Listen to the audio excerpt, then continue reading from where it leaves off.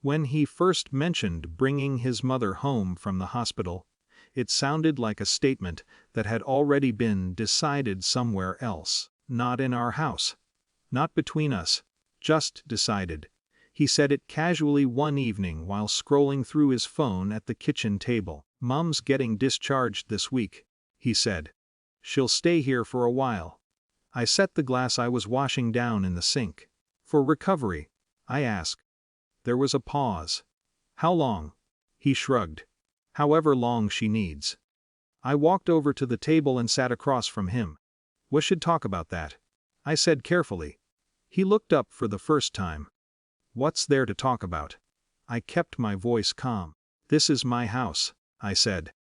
"You know that. Big decisions about who lives here, we should agree on them.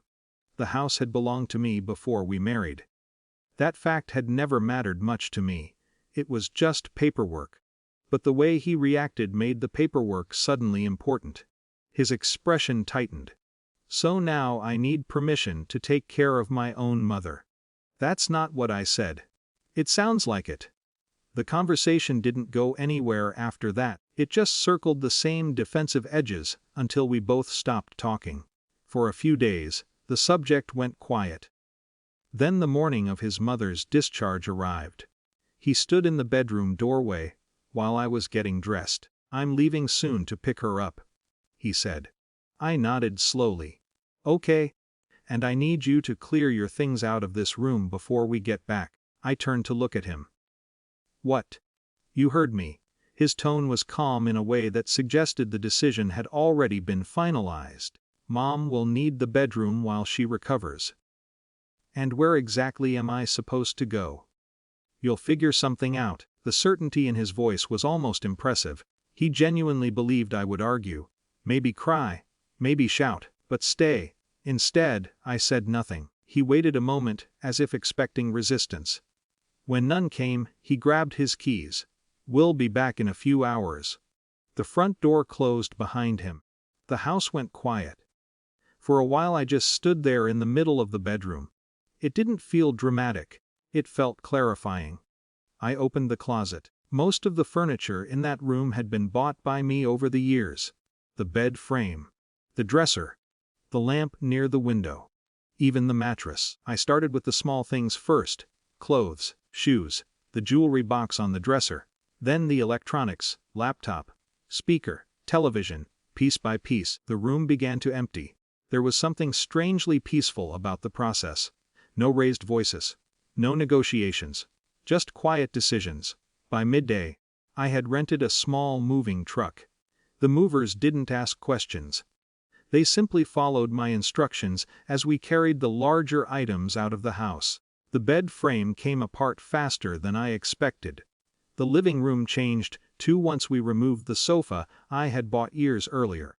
The kitchen looked different, without the appliances I had gradually replaced. Every object told a small story about how the house had actually functioned.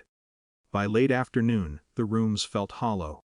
Not ruined, just stripped back to what had originally been his. Which wasn't much. Before leaving, I sat at the kitchen counter and opened my laptop.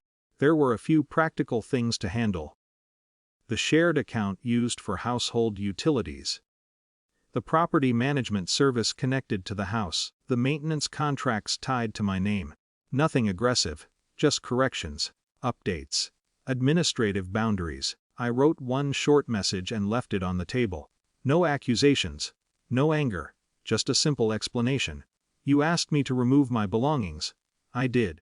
I think it's best if we take some time apart." By the time I finished loading the last box into the truck, the sun had started to lower behind the houses across the street. I drove away without looking back. About 40 minutes later, my phone lit up, his name. Then again, and again I let the calls pass. Eventually a message arrived. "Where are you?" A few minutes later, "What did you do to the house?" Then another, "You need to answer me." I placed the phone face down on the passenger seat. The road ahead was quiet. For the first time in a long while, the silence didn't feel like avoidance. It felt like distance. And distance, sometimes, is the only space where self-respect has room to return.